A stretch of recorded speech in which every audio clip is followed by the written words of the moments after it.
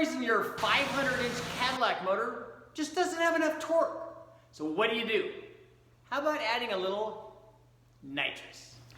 In this video, we're going to take a look at what happens when we add 100 shot of nitrous from a simple plate system to our 500-inch Cadillac. And I know what you're thinking, hey Richard, what's the big deal? Doesn't nitrous just always add 100 horsepower? Yes, it does. But first of all, we're adding it to a Cadillac. We're adding it to the other guy's Cadillac, which makes it cool. Now, a Cadillac all by itself, because it's the other guy's, it's not a Ford or Chevy or Dodge, is already cool. But when we add nitrous to it, it's even cooler. But what really makes this thing cool is where the thing makes peak power.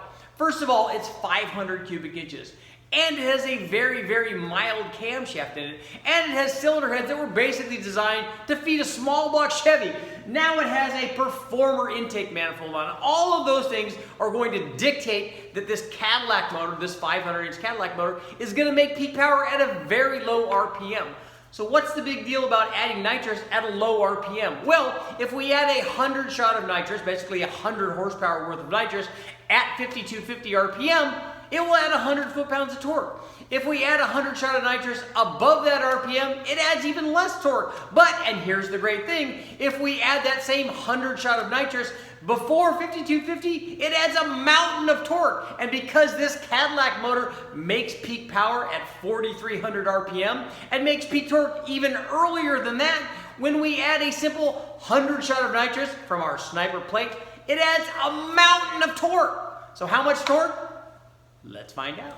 So before we can add our nitrous plate system, we have to run this motor naturally aspirated to find out how well it does. What we did was equip, as I said, with our Edelbrock dual plane intake manifold. We have a Holley 850 carburetor, and we put long tube headers on it courtesy of the guys over at Courtney and the Cadillac company. So we ran this thing NA. Let's find out how well it did. I'll show you the run and show you the power.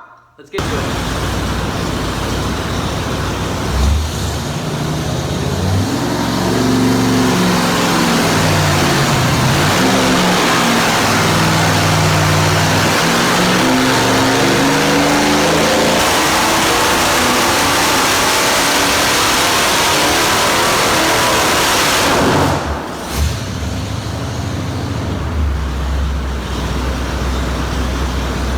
Before we could add our plate nitrous system to our 500-inch Cadillac and hit the easy button, we had to run our motor naturally aspirated. So we installed the 500-inch Cadillac up on the dyno at West Tech Performance. We ran it with a set of long tube headers on loan from the guys at the CAD company. We borrowed these when we were out testing out in Albuquerque. Now I also have another test coming up where we're comparing the effect of altitude. We ran it out at the CAD company in Albuquerque, New Mexico, about 6,000 feet. And then we ran it again here at West Tech, closer to about 700 feet. So we'll show you what the difference is. In addition to that, we also compared the stock exhaust manifolds to long tube headers, so you can kind of see a comparison there. But we ran this motor naturally aspirated. It was equipped with a set of slightly milled factory heads. It had stock pistons in it. It had a small crane cam in it. It had an Edelbrock performer intake and a Holley 850 carburetor. So run in this manner, we ran the motor all the way out to 4,700 RPM, which actually is a fair amount of RPM for a 500-inch Cadillac.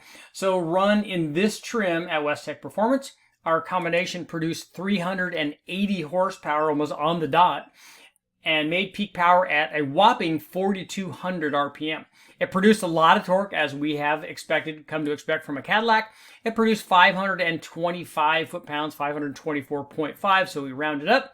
It produced over 500 foot-pounds from 2,700 all the way out to almost 4,000 RPM, so it makes a lot of torque.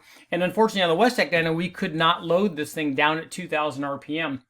There's a difference in the dyno, so we just couldn't do that. We got this thing started at about 2,400 and ran it out to 4,700 RPM. But as you can see, it makes good power, or a reasonable amount of horsepower, but it makes a lot of torque. And this is going to be an interesting thing when we go ahead and add the nitrous to this, because as I said before, we're adding the nitrous before 5250, so we're going to add a lot of torque. So let's get that plate system installed and find out how much torque we can make. It should be fairly obvious from the naturally aspirated power curve, or more aptly, torque curve of our 500-inch Cadillac, that it was designed to do just that. run low RPM, make a mountain of torque, and not make really a ton of horsepower. And that's exactly what this thing does, because basically it's all stock except for that mild crank cam and this Edelbrock intake manifold. But now let's add our plate nitrous system. This is a simple sniper plate nitrous system.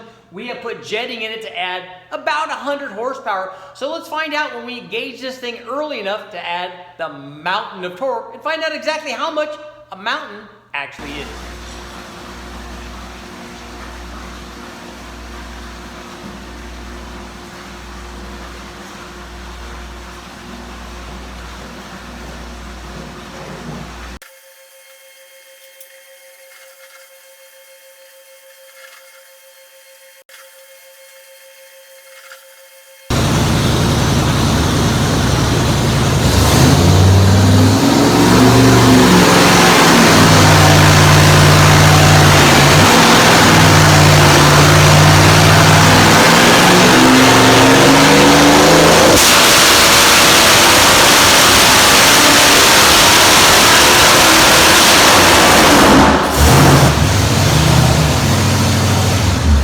Running our 500-inch Cadillac motor up on the dyno in naturally aspirated trim, it produced 380 horsepower and 525 foot-pounds of torque.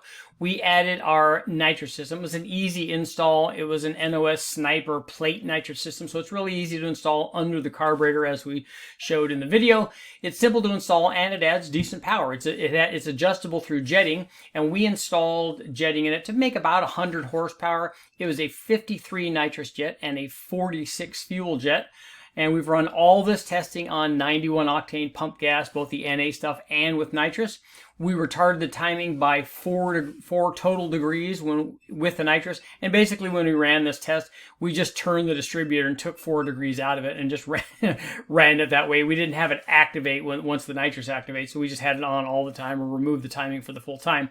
And once we installed the plate system, here's what happened with our first nitrous hit. Boom! Lots of power. As you can see, we hit this thing early, and that's the important part, is that anytime you activate this before 5252, you're going to add more torque than you add horsepower, because the nitrous delivery is going to be basically a set horsepower amount. So we put in about 100 horsepower, and our power output went from 380 to 484 or 485. So it did exactly kind of what we would expect. But the fact that we did it before 52 RPM means that we had a really big jump in torque.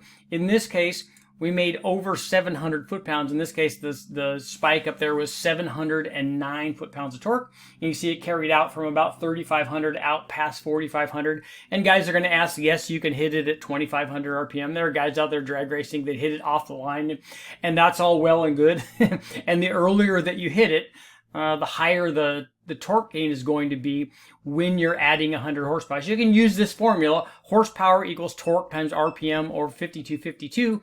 You can reconfigure that to calculate the torque gain. It's very simple. And what you do is just fill in some numbers in there and find out what happens when you activate it at 3,500 and 3,000 and 2,500. And you can see as you add 100 horsepower, the torque gains go up dramatically. But we didn't stop there. We made another hit on it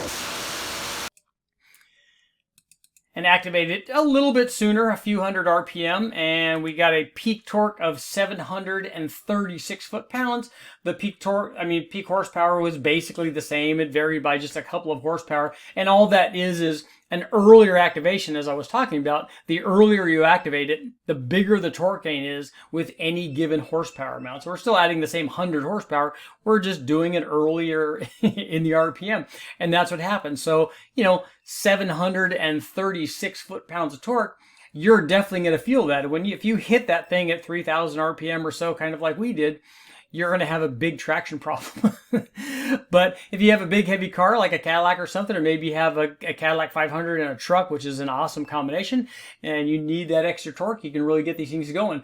So now what we need to do after running the nitrous, which obviously helps a lot and makes big torque and makes an extra 100 horsepower, which every motor needs, now it's time to add some boost. Okay guys, what do you think about the nitrous injection on our 500-inch Cadillac motor? I mean, these things were were originally designed to move a giant-sized Cadillac, you know, with brisk acceleration. And they did that with a ton of torque. They don't run a lot of engine speed, so they don't make a lot of horsepower, but they're very big, so they make a lot of torque. Adding nitrous to that just expanded that even more. I mean, we made over 730 foot-pounds of torque with our nitrous. That's a ton of torque. Imagine going out, laying into that thing, and doing a burnout contest. I think you would win. There's plenty of torque there. But I'll tell you why I like nitrous. Sometimes I like it even more than I like boost.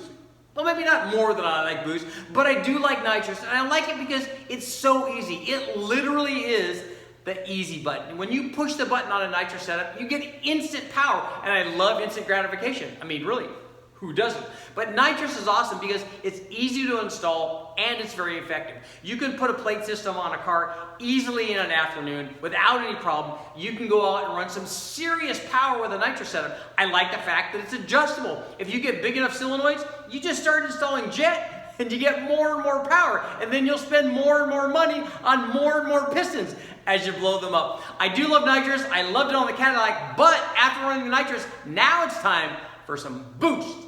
Make sure to like, share, subscribe, ring the bell, do all this stuff. I got more testing coming up with a turbo. Thanks, guys.